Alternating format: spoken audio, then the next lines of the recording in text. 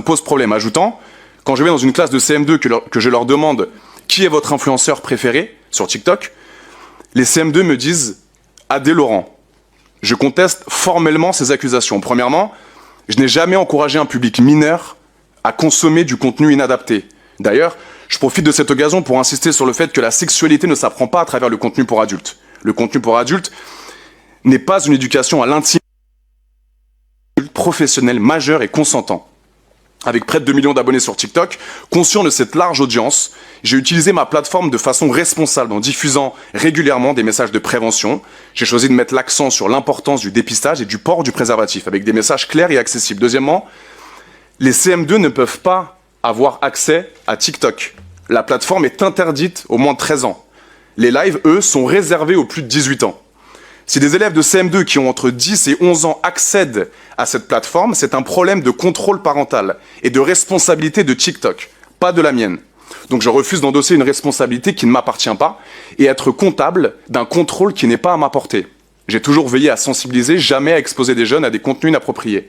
Ces clarifications étant faites, je souhaite pouvoir aborder un sujet important, le sujet même de cette commission, à savoir TikTok. Concernant mes liens avec TikTok, je n'ai pas de lien particulier avec la plateforme. Je ne suis pas son ambassadeur, elle ne m'a jamais rémunéré pour que je crée un compte. Je n'ai pas de partenariat direct avec TikTok. Concernant mes revenus générés sur TikTok, en 3 ans, je dirais que j'ai gagné entre 15 et 20 000 euros, soit une moyenne haute de près de 555 euros par mois. On est loin d'un business. J'aurais aimé pouvoir être plus précis, mais malheureusement, mon compte ayant été supprimé en moins de 24 heures à la suite d'une intervention politique, je n'ai pas le chiffre exact. Mes revenus sur TikTok étaient majoritairement issus de la monétisation du contenu publié. Les règles encadrant la monétisation sont très floues. Il me semble que les créateurs de contenu touchent entre 50 centimes et 1 euro toutes les 1000 vues pour un contenu de plus d'1 minute.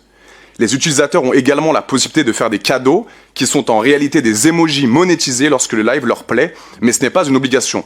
Certains créateurs de contenu se sont adonnés à la pratique régulière des live matchs qui consiste à faire une compétition entre 2 intervenants afin de savoir lequel des 2 récoltera le plus de ces emojis.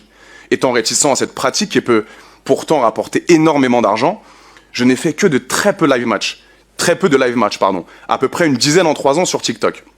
Et concernant mes lives TikTok, je n'ai réalisé quasiment que des lives TikTok classiques ou multi-invités. Ces lives me permettaient tous les soirs de rencontrer ma communauté de 22h à minuit et d'échanger de manière directe et légère sur leur vie en répondant à leurs questions. Je rappelle que selon les règles communautaires de TikTok, éditées par la plateforme elle-même, je cite « Si nous confirmons quand tu as 18 ans ou plus, tu pourras passer en live. Si nous ne pouvons pas confirmer ton âge, tu ne pourras pas passer en live.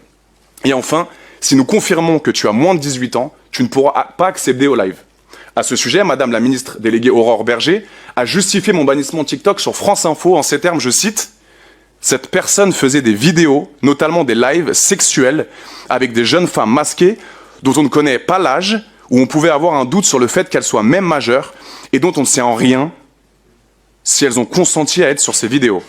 L'ensemble de ces accusations sont fausses. L'accès à la participation au live TikTok sont interdits aux mineurs. Aucun contenu sexuel n'était diffusé lors de mes lives, il s'agissait simplement de discussions légères avec mes abonnés. Pour accéder ou participer à un live, les utilisateurs doivent faire une demande particulière. Donc toutes les personnes qui passaient sur mon live, qu'elles soient masquées ou non masquées, étaient majeures et consentantes. Est un screen d'un de vos lives avec un mineur, manifestement. Donc vous avez quand même fait des lives avec des très jeunes. Est-ce que vous avez la vidéo avec le mineur, s'il vous plaît ? On va vous la montrer. Mais c'est vrai qu'il est très jeune, vous dites ils sont où tes parents, il vous explique, je sais plus, qu'on est dimanche, c'est ça, non ? Ouais, t'es pas au catéchisme ou je sais pas quoi. Voilà, donc c'est vrai que c'était, pour le coup, c'était manifestement un mineur dans un live. Alors, encore une fois, je le répète, je prends énormément de gens tous les soirs, ça fait 3 ans que je fais des lives, et si je prends une personne en dessous de 18 ans, s'il arrive justement de son plein gré à contrôler les règles, ce n'est pas mon problème. Et quand je prends même des filles ou des hommes de 17, 18 ans, 19 ans, et que je ne suis pas sûr de leur identité, je les fais descendre du live avec bienveillance et respect. Et je prends une autre personne. Et c'est pour ça que mes lives cartonnent, parce que j'arrive à prendre tout type de personnes, J'arrive à un petit peu à en apprendre plus sur leur vie, sur leur pourquoi ils me suivent, depuis combien de temps. Et si malheureusement, parce que je fais aucune distinction sur mes lives, je prends pas que des filles. Alors, je prends des filles, des hommes, je me fais harceler tous les jours. Adé, s'il te plaît, je peux monter sur ton live, j'adore. J'ai absolument envie de monter sur ton live. Et si un jour, imaginons, peut-être que ça m'arrivera, là j'ai plus TikTok, mais de prendre un mec qui contrôle, qui arrive à contourner les règles, qu'est-ce que je dois faire dans ce cas-là? Qu'est-ce que je dois faire? C'est une vidéo de ce type-là que j'ai vue, où vous êtes avec un très jeune. Oui. Enfin, voilà, donc, Et alors, je me souviens, et j'arrive à lui dire, mais monsieur, je sais plus comment il s'appelle, il faut que tu ailles te coucher, là, il est tard. Et je me souviens de ce live. Et en l'occurrence, il n'y avait aucun propos sexuel, il n'y avait aucune allusion sexuelle. Et je lui dis justement, il est tard, il faut que tu ailles te coucher. Donc j'ai aussi cette responsabilité. Et même dans un live où je prends quelqu'un qui a contourné les règles de TikTok, non pas par ma faute, j'arrive à énoncer un propos responsable. Si je peux me permettre de prolonger, parce que tout à l'heure vous évoquiez les types de contenus que vous produisiez sur TikTok, vous disiez des pranks. Est-ce que vous pourriez expliquer un peu ce en quoi ça consiste? Alors, des pranks ou blagues. En décembre, je suis allé en Thaïlande. Je sais pas, peut-être que ça va vous faire rigoler. Moi, ça m'a fait beaucoup rire et ça a fait rire beaucoup de gens. En étant créateur de contenu pour adultes, j'ai visité un espace où il y avait des éléphants. Donc j'ai pris une vidéo avec un éléphant et j'ai dit un concurrent sérieux, avec la métaphore de la trompe. Voilà. Ça vous fait rire, monsieur? C'est marrant. Mais je peux comprendre que des gens n'apprécient pas. Encore une fois, je faisais du basket. Je faisais des shoots à 3 points. Et j'ai mis en commentaire, on vise le trou avec respect. Donc, un majeur peut sûrement rigoler, comme monsieur, et un mineur va voir un mec, tout simplement, qui joue au basket. Donc c'est toujours de l'autodérision, c'est toujours du fun. Et l'ironie du sort, c'est que ma maman est dans l'éducation nationale. Ma maman est prof prof d'éducation, depuis très longtemps. Et donc j'ai toujours ce soutien de mes parents et de se dire que voilà, ma mère est toujours là à me donner la bonne parole, les bons mots. Et il faut que je sois performant sur tous mes posts TikTok, et je pense que c'est le cas. Mais vous l'avez dit, il y a des contenus à connotation pornographique qui sont sur d'autres plateformes que TikTok. On est d'accord, que vous publiez. Et sur TikTok, vous mettez parfois des liens qui renvoient vers cette plateforme. C'est ce que vous avez affirmé tout à l'heure. Vous avez dit qu'il y avait parfois, comme n'importe quel influenceur, l'objectif c'était d'être multicanal et donc de pouvoir de temps en temps, auprès d'une communauté d'1,8 million de personnes, d'inciter à aller voir du contenu qui sont sur d'autres plateformes. Et donc moi, ma question qui m'intéresse, c'est de savoir comment on peut arriver à limiter ça. C'est pas une accusation vis-à-vis de vous. C'est comment on fait pour que les mineurs qui vous suivent sur TikTok ne puissent pas avoir accès à ces plateformes. Et est-ce que vous considérez qu'ils peuvent y avoir accès? Vous n'en avez peut-être aucune idée. Et s'ils y ont accès, comment on pourrait faire, nous, en tant que législateurs, pour qu'il n'y ait pas accès, de façon à ce que votre maman, qui est professeure des écoles, ou d'autres parents, etc., puissent se dire, mon mineur, il est garanti de pas voir du contenu pornographique d'Adrien Laurent. Un mineur, quand il veut voir du porno d'Adé Laurent, il ne pourra pas, monsieur. Parce que quand il arrive sur Mime ou OnlyFans, il y a une double authentification et il ne pourra pas avoir accès au porno. En revanche, quand je mets sur mon live, par exemple, mon Snap, mon Insta, mon Twitch, ils ont accès donc au réseau public, donc aux publications que je poste, des contenus sympas, accessibles aux gens entre 13 et 18 ans. Et c'est du contenu fun, pas du tout nuisible pour des gens de 13 à 18 ans. S'ils arrivent à trouver un lien qui, donc en l'occurrence Mime et OnlyFans, ils ne pourront pas avoir accès. C'est pour ça que moi j'ai décidé de faire du porno éthique et de bosser avec les plateformes privées, parce que je sais que c'est très sécurisé pour les jeunes.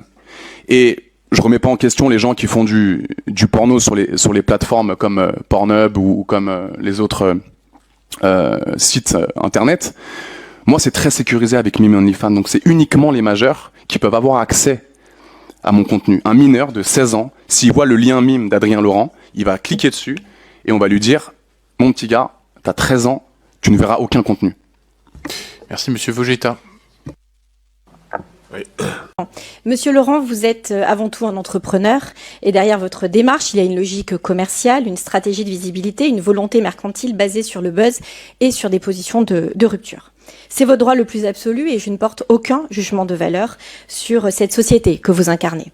Mais ici, nous sommes donc dans une commission d'enquête parlementaire sur les effets psychologiques de TikTok sur les mineurs. Donc permettez-moi de vous poser une question très simple, en tant que députée évidemment, mais aussi en tant que maman de 2 petites filles. Avez-vous une seule seconde mesuré l'impact que peuvent avoir vos contenus sur un enfant de 13 ans, un adolescent en construction ? Je conçois que ces problématiques peuvent vous sembler quelque peu lunaires puisque vous n'êtes pas encore père, mais si vous projetez un instant en futur papa, accepteriez-vous que votre fille de 13 ans puisse suivre un homme comme vous sur TikTok ? Est-ce que vous la laisseriez vous se nourrir de vos propos ? Et alors, juste, parce que je me permets de rebondir, mais vous avez déclaré chez Samira, mes parents ne veulent pas tomber sur mes vidéos, enfin vous l'avez un peu évoqué tout à l'heure, donc c'est juste pour rebondir.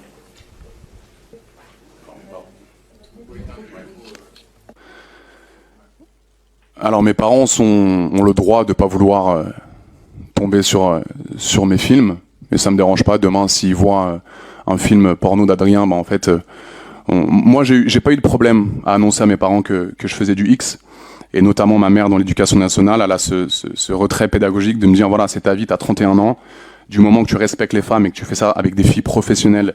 Et c'est vrai qu'en 3 ans, j'ai pas eu de problème parce que je bosse toujours avec des filles pros et qui sont dans le milieu bien avant moi.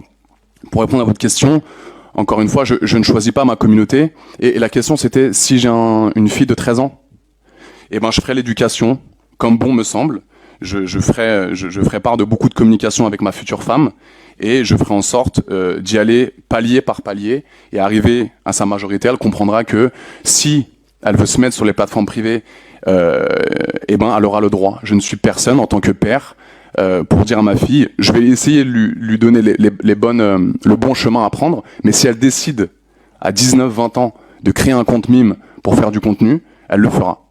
C'était pas vraiment l'objet de ma question. C'est Ok. en tant que papa, ou futur papa, est-ce que vous la laisseriez avoir accès à des contenus comme les vôtres ?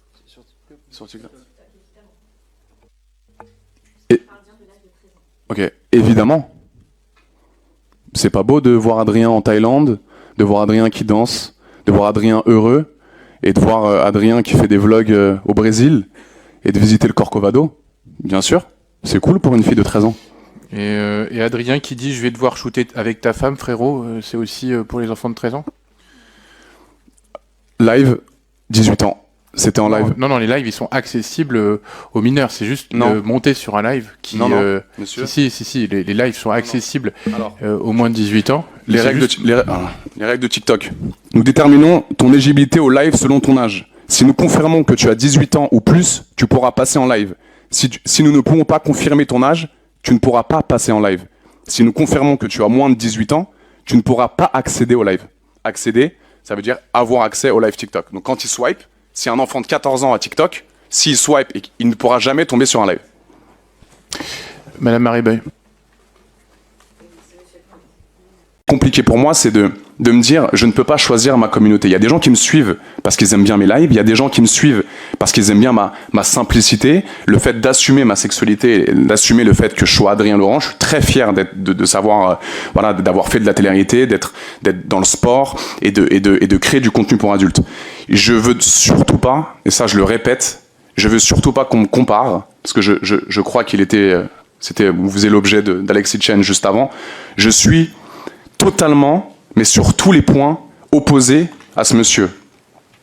Je ne suis ni sexiste, ni misogyne, ni masculiniste. Je répète dans tous mes contenus, alors c'est pas parce qu'on me voit avec plusieurs filles qu'il faut tout de suite se dire, attends, lui il est acteur porno, c'est un détraqué sexuel. Non, j'arrive à être acteur porno, de bosser avec une équipe très professionnelle, et je n'ai jamais dit qu'une fille qui sort après 22h c'est une fille facile, une fille qui met des jupes courtes c'est une fille facile. Au contraire, je prône la liberté sexuelle à égalité, à longueur de journée, et je mets la femme sur un piédestal tout le temps. Comment ça s'est passé? J'ai parlé pendant 1h30, j'ai même parlé plus que prévu. Est-ce que vous avez l'impression d'avoir pu défendre votre opinion? Racontez-moi un peu ce que vous avez... J'ai tout dit, madame. C'est-à-dire tout dit quoi? Qu'est-ce que vous vouliez dire? Merci beaucoup. Merci beaucoup. Mais qu'est-ce que vous vouliez leur dire justement? à savoir. Vous avez pas suivi? Absolument, en direct. Dites-moi alors ce que j'ai dit. Bah justement, pour le menteur, expliquez-moi, qu'est-ce que vous vouliez dire? Pourquoi est-ce que vous teniez autant de vous exprimer, contrairement à la personne avant vous, par exemple? Bah, on m'a auditionné, je ne suis pas au-dessus des lois, donc je viens à l'Assemblée nationale m'exprimer sur le sujet pour savoir si il y a des effets psychologiques sur les mineurs, tout simplement. Allez, il a répondu à tout. Merci beaucoup. De répondre. Pour quelle raison, monsieur Laurent? Parce que je suis un bon citoyen français qui respecte les lois. D'accord. Est-ce que vous avez changé vos habitudes suite à ce qui vient de se passer? Madame, j'ai tout dit. C'est une question qu'on vous a pas posée. J'ai tout dit. Je ferai un live Twitch ce soir pour tout expliquer. Et une interview sur France 2 sinon? Je préfère Twitch. C'est vrai? D'ailleurs, mon Twitch, c'est AD Pupus Show. Pour ceux qui veulent me suivre. Merci. Non mais sincèrement, comment vous vous sentez? Vous avez l'impression que vous avez... Très sincère. Je suis très sincère. Ok. Est-ce Mon Twitch, c'est AD Pupus Show. que vous avez été étonné d'être reçu aujourd'hui? Vous pensez quoi, vous? La question que je vous C'est quoi votre ressenti? Moi, mon ressenti, c'est que ça me plairait que vous me répondiez. Je me suis. Est-ce que j'ai quand vous allez apprécié en d'être boîte de auditionné. nuit, ça vous étonne qu'il y ait beaucoup de jeunes? J'ai arrêté les boîtes. J'ai 31 ans Vous étiez au maintenant. Havre le j'arrête. week-end dernier, à Ah Monceau oui. le week-end d'avant. Pour le boulot, Je parle de pas en ça, tant que bien sûr. client. Bah, tout se passe super bien, Ok. honnêtement. Nous, on est venus vous voir, il y avait beaucoup de jeunes. Certains étaient choqués. Est-ce que vous pensez que ce que vous montrez en boîte de nuit peut avoir une influence? Merci, il a répondu à toutes Il n'y a vos que des questions. majeurs en boîte de nuit. D'accord. Il a répondu devant Et la vous commission pensez que d'enquête ça peut avoir une parlementaire. influence Merci sur la beaucoup. construction de Merci ces jeunes beaucoup. adultes ou pas? Merci. Merci. De en boîte. Absolument, je suis venue vous voir. Jusqu'à Montluçon. C'est important pour vous quand même de participer à cette émission. Merci beaucoup. Merci. Merci à tous. Non, vous avez rien à dire, Madame Berger, là? Non. Madame Berger dit que vous faites la culture du viol, l'apologie de la culture du viol. Pas du tout. Je suis créateur de contenu pour adultes, je fais du contenu sur des plateformes uniquement dédiées aux majeurs. Et j'aurais aimé que Madame Berger soit un peu plus concentrée sur mes contenus. Parce que ce que je propose, il n'y a rien d'illégal. Attention, vous faites pas écraser. Laurent Berger, vous a caricaturé pas quelque part. écraser. Merci beaucoup. On va aller juste là-bas. Il y a une super adresse mail. Vous pouvez leur écrire. Il vous répondra. Écris-moi Il y a un avec lui. super podcast. Écris-moi!